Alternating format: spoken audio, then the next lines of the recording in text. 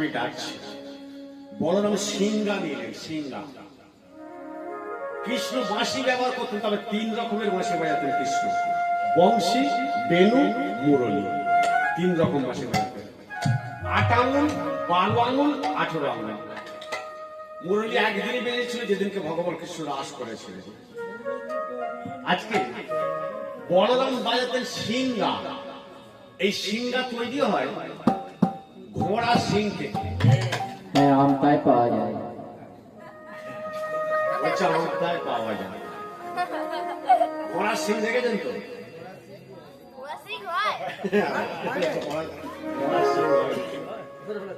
এই সিংহা তৈরি হয় ঘোড়া সিং, ঘোড়া সিং হয় না। সিংহা তৈরি হয় ব্যাকানো, দেখবেন মোষের সিং থেকে।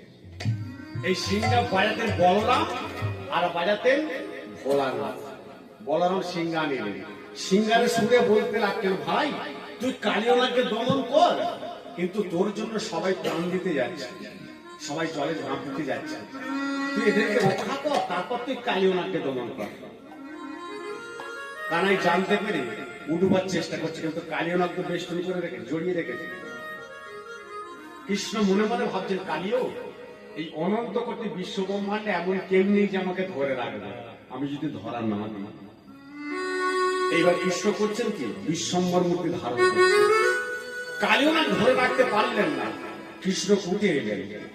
কৃষ্ণ উঠে এসে সবাইকে সান্ত্বনা দিলেন, মা বাবা তোমরা অস্থির হয়ে না, আমি কিছুক্ষণ পরেই উঠে আসবো, কালিয়ানাথকে দমন করে আমি উঠে আসবো, তোমরা স্থির হয়ে দাঁড়াও। স্বর্গে যত দেবতারা জানতে পারলেন ভগবান লীলা করছেন, সমস্ত দেবতারা এসেছে। ভগবান যখন লীলা করেন দেখবেন সমস্ত দেবতারা ভগবানের লীলা দর্শন করতে। যাই হোক, দেবতারা এলে কৃষ্ণ জলে ডুব দিলেন। কিছুক্ষণ পরে কৃষ্ণ কালিয়ানাথের মস্তকে নৃত্য করতে করতে উঠে এলেন।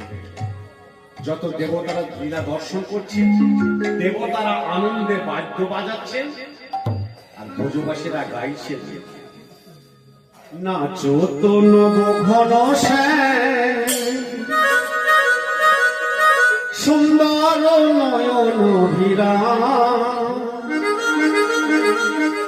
চরণে শরণ নিলাম, তুমি যে কৃষ্ণ ভগবান।